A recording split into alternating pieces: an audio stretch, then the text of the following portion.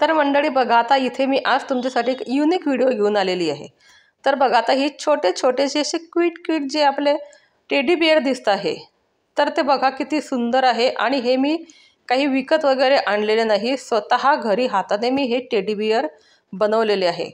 तर मंडळी, आता हे टेडी बिअर मी बनवलेले आहे फॉन्डंट पासून। तर बघा, हे जे फॉन्डंट असतं तर हे साखरेपासून तयार केलेलं असतं।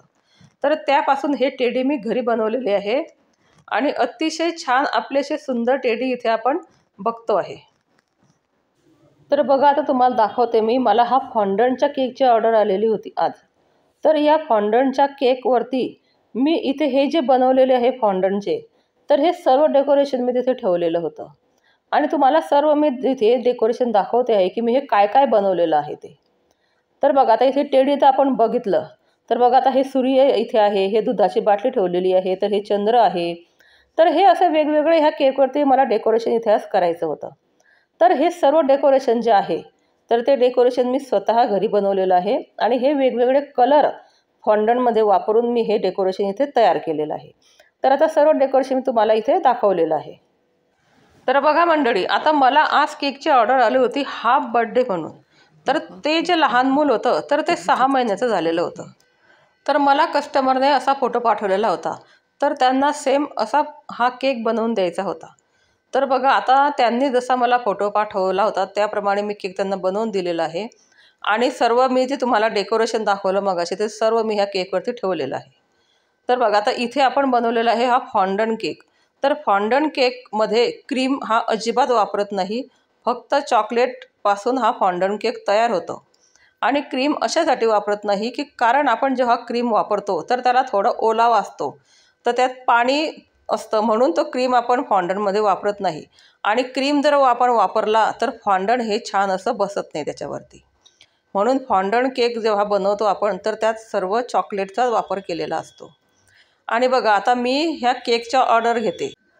तर बघा, जेव्हा मला केकची ऑर्डर येते तर मी त्या केकची डिलिव्हरीसुद्धा देते आणि डिलिव्हरी चार्जेस मी वेगळे लावते।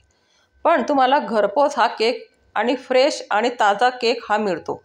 तर बघा, मी नाशिकला राहते आणि तुम्ही जर नाशिकमध्ये राहत नसाल, तर तुम्ही जर दुसऱ्या ठिकाणी राहत असाल, तर तुमचे जे रिलेटिव्ह असतील, तर त्यांना जर तुम्हाला केक ऑर्डर करायचा असेल, त्यांना गिफ्ट द्यायचं असेल, तर तशीसुद्धा मी आपले जे केकची डिलिव्हरी आहे तर तशीसुद्धा मी देते। तर तुम्हाला जर माझा नंबर हवा असेल तर मी डिस्क्रिप्शन बॉक्समध्ये माझा नंबर देईल, तर तुम्ही त्यावर मला कॉल करून तुमचे ज्या रिलेटिव्ह आहेत त्यांना तुम्ही केक गिफ्ट करू शकतात। तर बघा, आता हा जो फॉन्डंट केक आहे, तर याला फ्रीजमध्ये ठेवायची गरज नाही, हा बाहेरसुद्धा राहतो। आपला क्रीमचा केक आहे तो बाहेर राहत नाही, त्याला फ्रीजमध्येच ठेवावं लागतं। याला जर आपण फ्रीजमध्ये ठेवलं तर याला थोडं पाणी सुटतं, आपण जेव्हा बाहेर काढतो तर तेव्हा याला पाणी सुटतं, म्हणून हा केक जो आहे तर हा फ्रीजमध्ये ठेवायचा नसतो।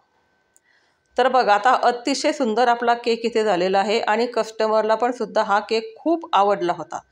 तर हा केक मी अर्धा किलोमध्ये बनवलेला आहे। तर याची प्राईस घेतलेली आहे मी 800 रुपयाचा अर्धा किलो। हे 1600 रुपये किलो मी हा फॉन्डंट केक देते। तर याची प्राईस मी 800 रुपये घेतलेली आहे कस्टमरकडून। तर बघा, हे दूध बाटली बनवलेली आहे, किती क्वीट आपली हे दूध बाटली दिसते इथे, अतिशय छान बाटली आपली दिसते आहे। तर तुम्ही मला जसे केकचे फोटो पाठवाल तर तसे केक मी तुम्हाला बनवून देते। तर मग तुम्हाला जर माझी ही व्हिडिओ आवडली तर व्हिडिओला सबस्क्राईब करा, लाईक करा आणि शेअर करा जास्तीत जास्त तुमच्या मित्रमैत्रिणींमध्ये। आणि हे जे फॉन्डंट आहे तर हे मी बाजारातनं विकत आणत नाही, हे फॉन्डंटसुद्धा मी घरीच तयार करते आणि वेगवेगळे कलर वापरून मी हे फॉन्डंट तयार करते।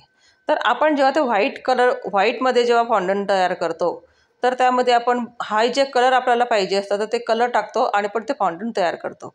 तर अशा प्रकारे माझ्या ह्या केकच्या ऑर्डर नेहमी चालू असतात।